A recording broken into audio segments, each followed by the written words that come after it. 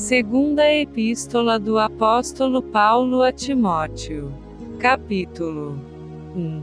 Paulo, apóstolo de Jesus Cristo, pela vontade de Deus, segundo a promessa da vida que está em Cristo Jesus.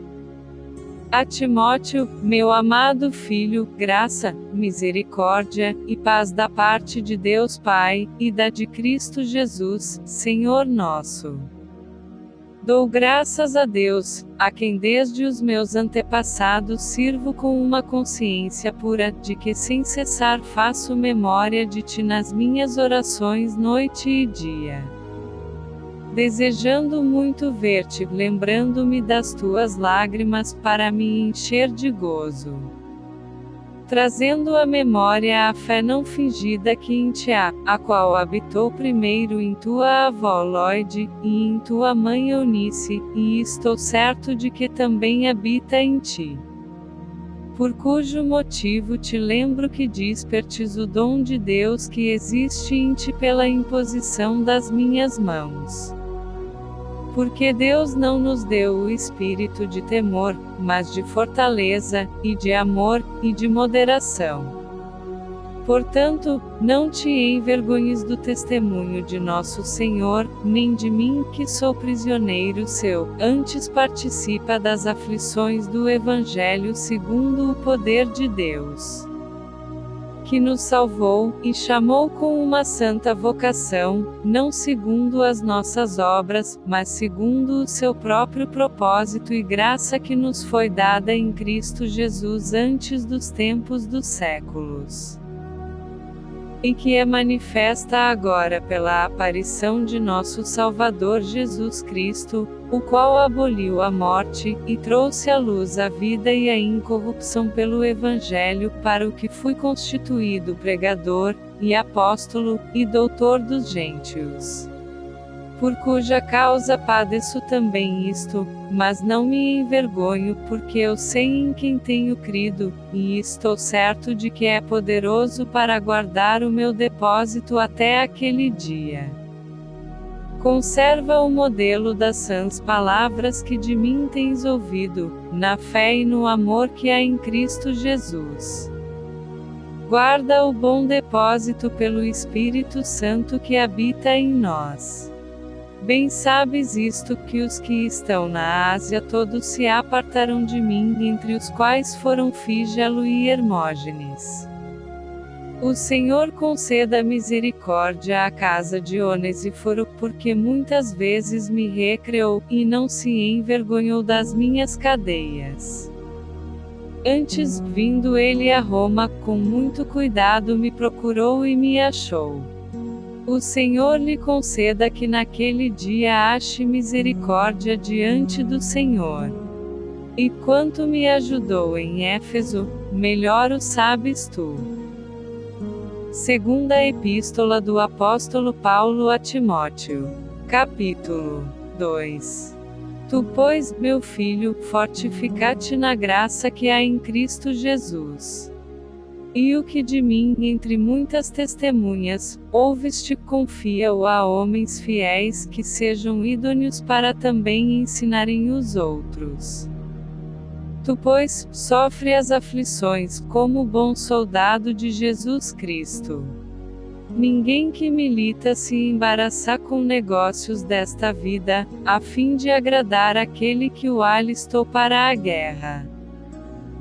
E, se alguém também milita, não é coroado se não militar legitimamente.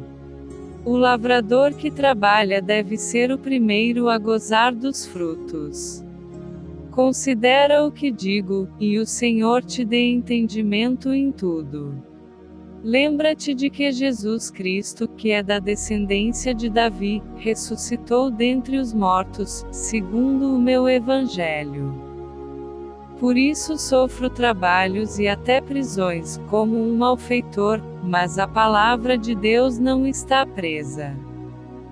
Portanto, tudo sofro por amor dos escolhidos, para que também eles alcancem a salvação que está em Cristo Jesus com glória eterna. Palavra fiel é esta que, se morrermos com ele também com ele viveremos, se sofrermos também com ele reinaremos, se o negarmos também ele nos negará. Se formos infiéis, ele permanece fiel, não pode negar-se a si mesmo. Traze estas coisas à memória, ordenando-lhes diante do Senhor que não tenham contendas de palavras que para nada aproveitam e são para a perversão dos ouvintes.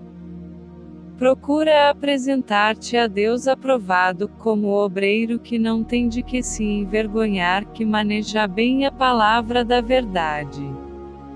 Mas evita os falatórios profanos, porque produzirão maior impiedade. E a palavra desses roerá como gangrena, entre os quais são Himeneu e Fileto, os quais se desviaram da verdade, dizendo que a ressurreição era já feita, e perverterão a fé de alguns.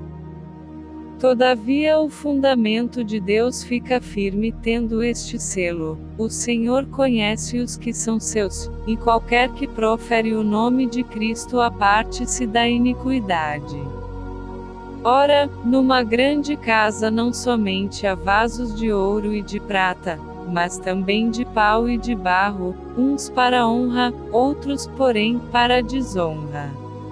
De sorte que, se alguém se purificar destas coisas, será vaso para honra, santificado e idôneo para uso do Senhor, e preparado para toda a boa obra. Foge também das paixões da mocidade, e segue a justiça, a fé, o amor, e a paz com os que, com um coração puro, invocam o Senhor. E rejeita as questões loucas, e sem instrução, sabendo que produzem contendas. E ao servo do Senhor não convém contender, mas sim, ser manso para com todos, apto para ensinar, sofredor. Instruindo com mansidão os que resistem, a ver se porventura Deus lhes dará arrependimento para conhecerem a verdade. E tornarem a despertar, desprendendo-se dos laços do diabo, em que a vontade dele estão presos. Segunda Epístola do Apóstolo Paulo a Timóteo. Capítulo 3. Sabe, porém, isto, que nos últimos dias sobrevirão tempos trabalhosos.